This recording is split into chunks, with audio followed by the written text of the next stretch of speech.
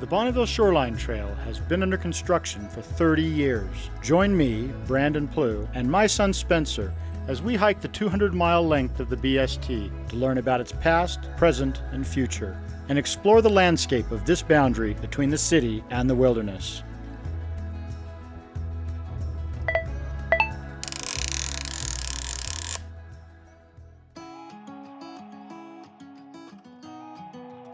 In this episode, we wrap up Utah Valley, traveling from Pleasant Grove to Cedar Hills, Alpine, and finally Lehi, where lies the point of the mountain.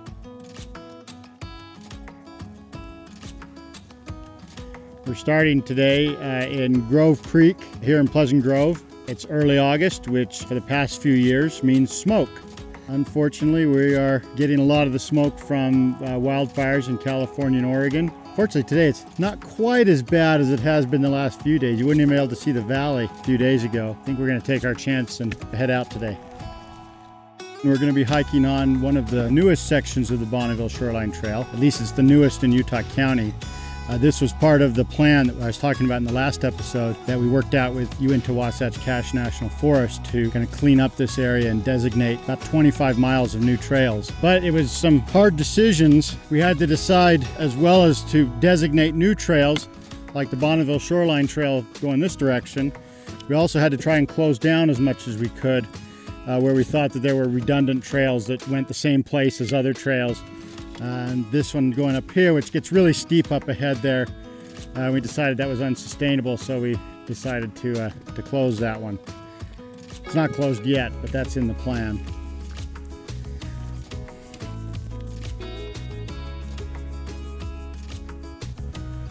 This is where we're leaving after the last 3 miles or so of Forest Service property. Now we're going to property owned by the city of Cedar Hills, and it'd be nice at some point to have the trail continue up at this higher level.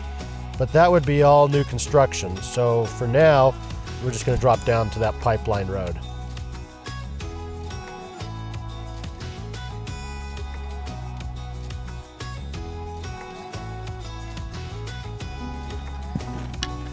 Generally, the Bonneville Shoreline Trail is designed to be above all of the houses kind of at the edge of the wilderness.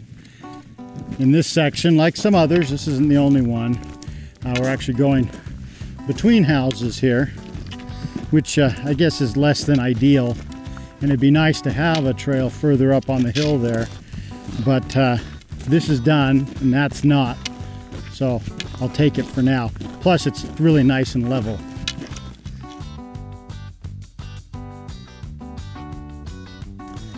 Well, that last bit has been pretty easy, but the next part here, for the next mile and a half or so, we're actually on pavement. So this will be really easy. In fact, maybe too easy. Maybe we should try something different. A couple years ago, when I first talked about the idea for this project to Todd Newmarker, who we met in the last episode, he suggested we should bike it, not hike it, just to be faster. I'm not much of a biker, and it's harder to film that way, but this seems like an easy place to try it out, eh?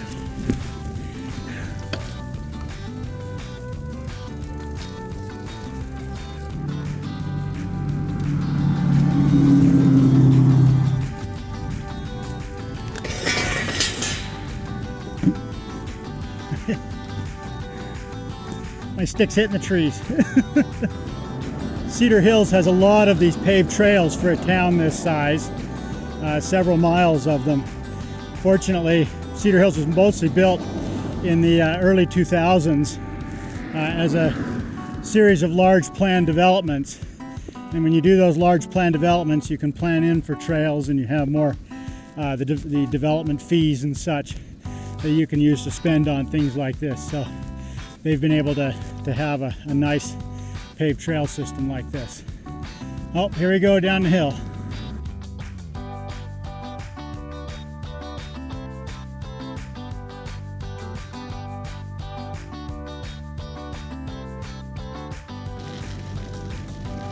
This bike rides so easy.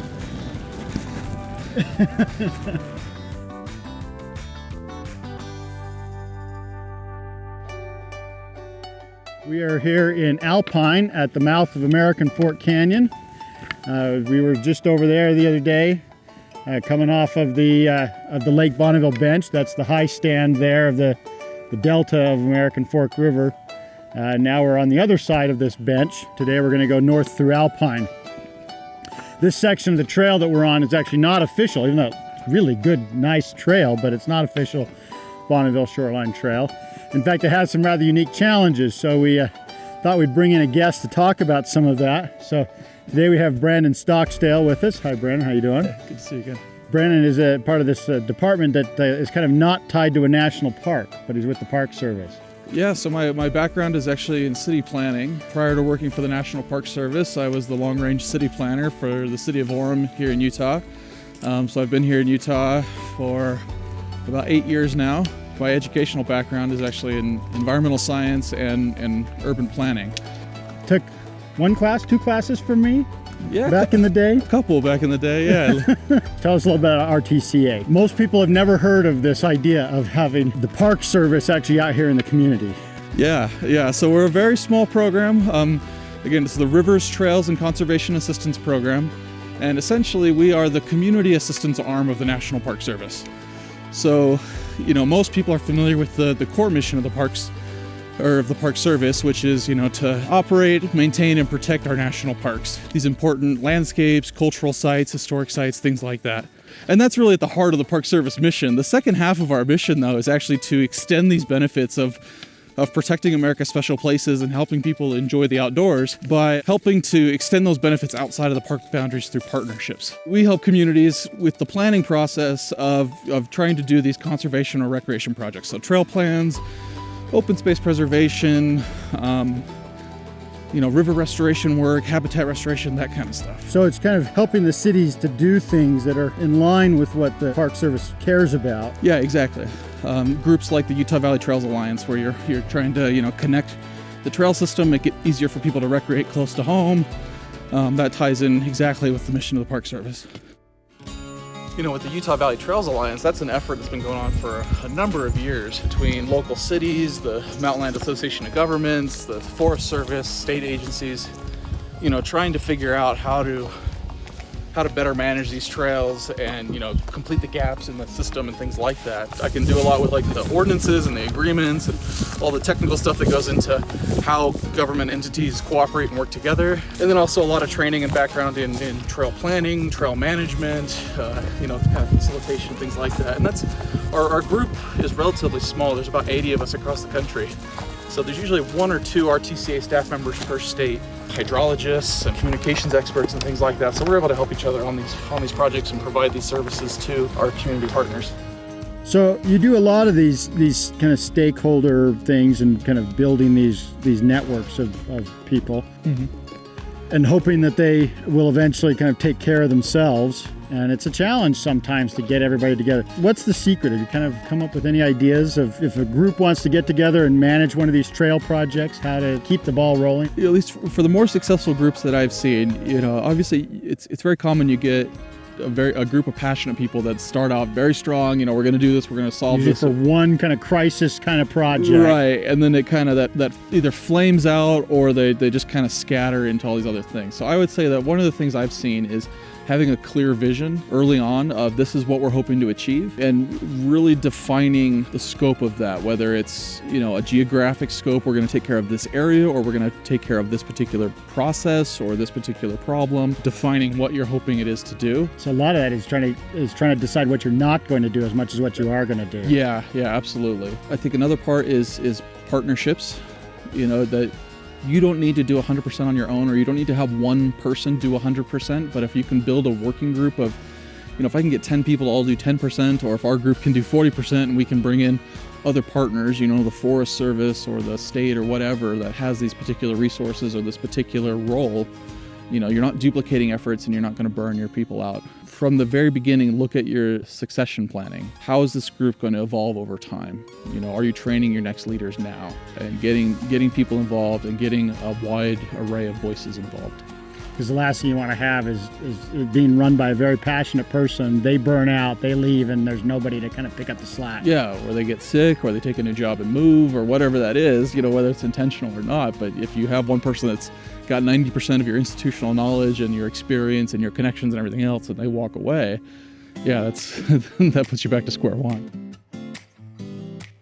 So we've been coming through here behind these houses. This kind of brings up a point here of we're now on National Forest property, and we have this really nice trail here, certainly well developed, heavily used. Why is this not official BST? One of the challenges is that you have lots of different types of public lands and the different ways that public lands are managed. So like you said, this is Forest Service managed land.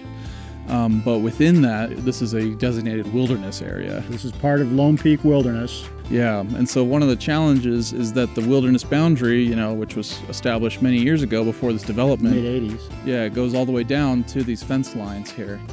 And with different management types or types of different way that lands are managed, you have different policies or different allowable uses. So in wilderness areas, current policy is that bicycles, motorcycles, anything like that is considered mechanized, and mechanized travel isn't allowed in wilderness areas to help preserve the wilderness nature of that. So technically, bikes are not allowed on this trail. Right now, because this is wilderness area. And so that's a challenge, because the vision for the Bonneville Shoreline Trail is this statewide, connecting multi-use trail. And so that's a challenge that land managers have been trying to address for a long time here, is how do we continue the trail but still do it under the appropriate management policies. And your two alternatives, one would be to move the trail out of the wilderness area, so bring it down maybe through the neighborhoods or on some of the streets for a small portion to avoid the wilderness area, and then connect it up back as we hit into Traverse Mountain and continue along kind of the traditional bench there. The second alternative would be to adjust the wilderness boundaries to create space to allow some kind of buffer between wilderness areas and the developed areas, and maybe to allow the trail to be in that buffer space and kind of serve as a border or boundary between the developed and undeveloped areas. When they designated this as wilderness, this was all farmland out here, just like that parcel there. Right. And so they probably didn't look at it in great detail, but they basically just said, well, there's roadless land all the way to the edge of the forest, so we'll just designate all of this as the wilderness. But clearly what we've been walking through there doesn't anymore have real wilderness character anymore. So there is some rationale to moving the wilderness even back to right there. There have been efforts by Congressman Curtis's office, previously Congressman Ben McAdams. Oh, Ben McAdams, yeah. So you've had a couple of different Utah representatives, because any kind of change to a designation of the land managed area, it's an act of Congress. So right now there's a bill in Congress. It's been introduced. It was introduced in the last session and then reintroduced in this session, sponsored by Congressman Curtis, and I believe Senator Romney has also been involved in it. Originally, that bill was written for a section in Salt Lake on the edge of Mount Olympus. Has a similar situation where the wilderness area kind of goes through where we want to have the Bonneville Shoreline Trail. So they started with that, and then to kind of get more widespread appeal, they added this section in Alpine, and then another one I think up in Logan. And there's been a lot of press on that bill. A lot of it has led to some confusion because it has some name like the Bonneville Shoreline Trail Completion Bill or something like that, and it has really nothing to do with completing it, but it doesn't provide any funding or anything like that. All it does is basically move the boundary of the wilderness areas in a couple of these areas from down there to up here, and so you lose things like 200 acres of wilderness area along the foothills there. And then they've acquired a parcel up Mill Creek Canyon that they're going to add to the wilderness. So it ends up being a fair trade. One way or the other, let's hope we can get this completed through Alpine here and get I think it'd be over to there. It's a huge asset. I think especially we've seen in recent years with the pandemic and the idea of, or just the desire of people trying to recreate close to home, and the increased research we've seen between public health and outdoor recreation or spending time outdoors. Having a resource like the BST so close to our communities here is just incredible. I think it's a huge opportunity. Well, keep up the great work you're doing, and we'll see you around. Yeah, same. So All right. look forward to it. All right.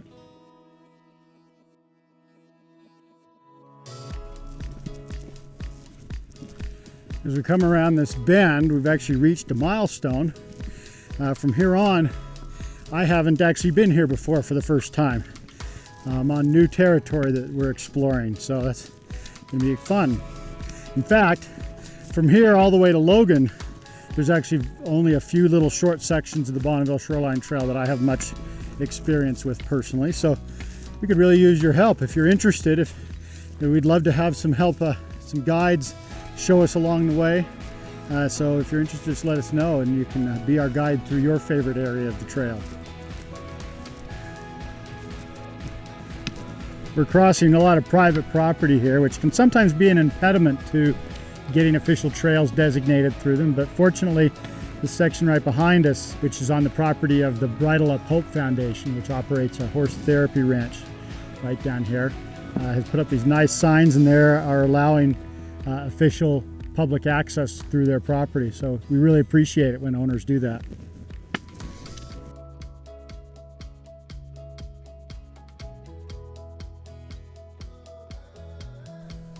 One of the ways of dealing with the issues of having a official trail through private property is when it gets developed, setting aside official trail easements through it. So right now, we're on someone else's lot out in the middle of a subdivision. But Alpine had them set aside an actual easement here for this trail, so we have official public access through it. Hopefully people stay on the trail and respect the private landowners so they can keep things like this and encourage it to happen in more places. But it's nice because there's enough land here to really feel like we're in the wilderness, even though we're in the middle of a subdivision. Alpine here doesn't actually have any official Bonneville Shoreline Trail. The trail we're on here is unofficial still. We're back in the Lone Peak Wilderness area again. But all this area here of oak and sagebrush below us is Lambert Park, which is a big mountain biking park. Lots and lots of trails in there. In fact, it's one of Utah's oldest real mountain biking parks with trails specifically for mountain biking. We're going to kind of cut through there. And then I suppose if you were to eventually connect this, you'd have to connect through that next subdivision over there. There's a trail called Stony Way, which kind of goes along the foothills over on that other side of the valley there. And then you've got a lot of private property on that ridge ahead of us there, which very little of that is easily accessible to get to the other side. And then we're going to pick up the trail, a trail, there at the base of Traverse Mountain further on. So there is a fair amount of work here left in Alpine to get everything eventually connected up. Piece at a time, though.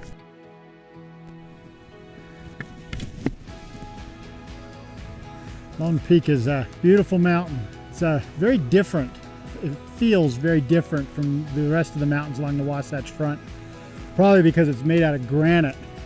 Gives it a very kind of Sierra Nevada kind of feel. It's different than the limestone of the rest of the Wasatch Front.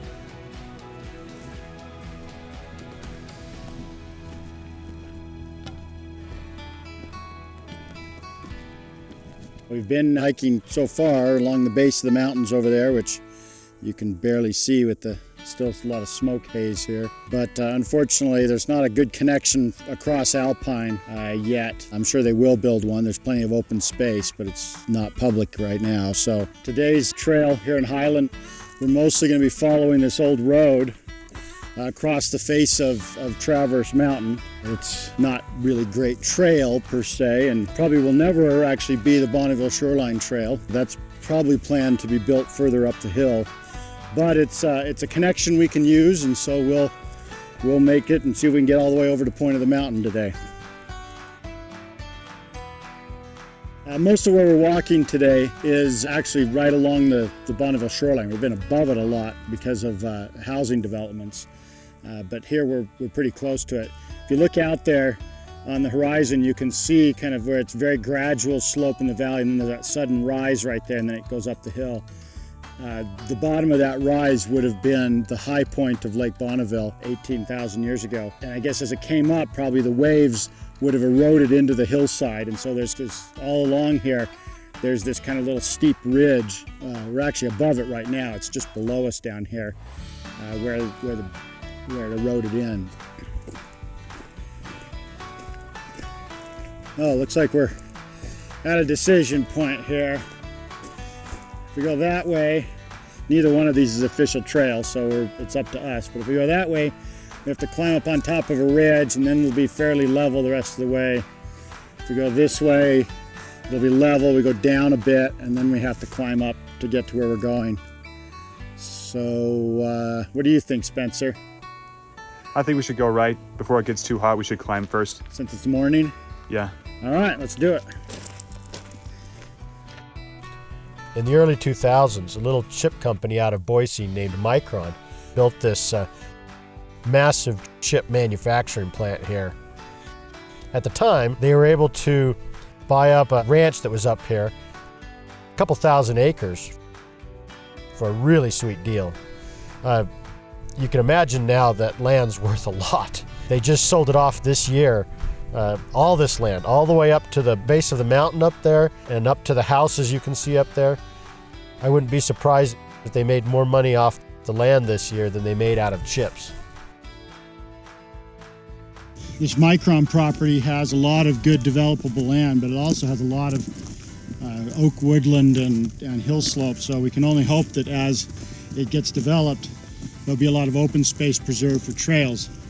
Fortunately, Lehi and Draper, that the land straddles, have a very good track record of doing just that.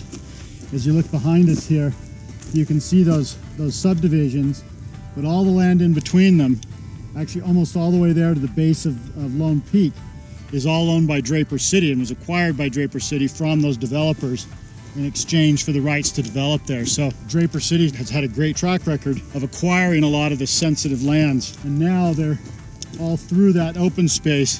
There are mountain biking trails and hiking trails. On these old roads, one of the annoying things about following them is they seem to pay no attention to grade. So we're going down this valley and we've got to climb back up that next hill there. But we are actually pretty close to where Lehi and Draper plan on the Bonneville Shoreline Trail eventually being built. The idea is from those power poles there that it would come across kind of up higher here at a relatively level spot into that canyon and then around the hill here. But the canyon's remarkable. We're totally surrounded by city here, and here's this like very natural, kind of undiscovered canyon there. It's just amazing what you see.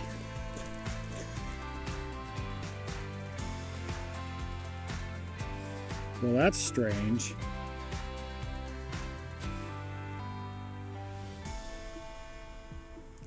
"20 years ago, when Micron was trying to decide where to build, this little town of Lehi offered them this huge sweetheart deal, like no property taxes for it seemed like forever.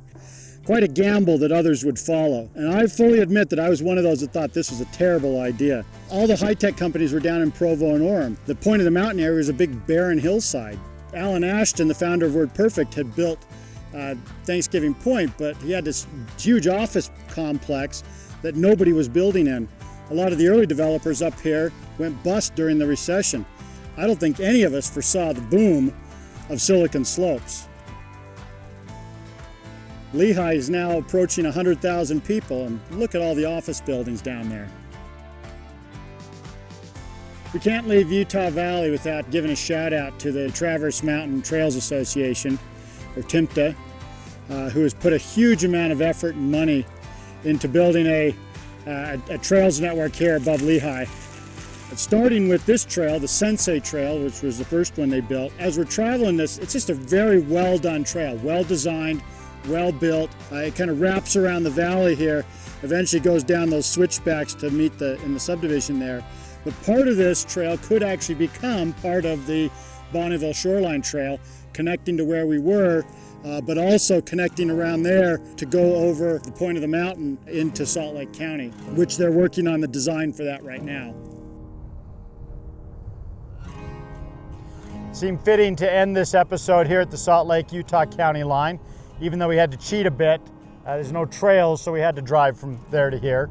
But this is also a great place to finish up because this is probably here at the point of the mountain, the most well-known remnant of Lake Bonneville and the Bonneville Bench that the trail tries to follow. You can imagine the thousands and thousands of years of currents and winds between these two valleys, depositing hundreds of feet here of sand. In fact, it almost at one point cut off the lake into two pieces.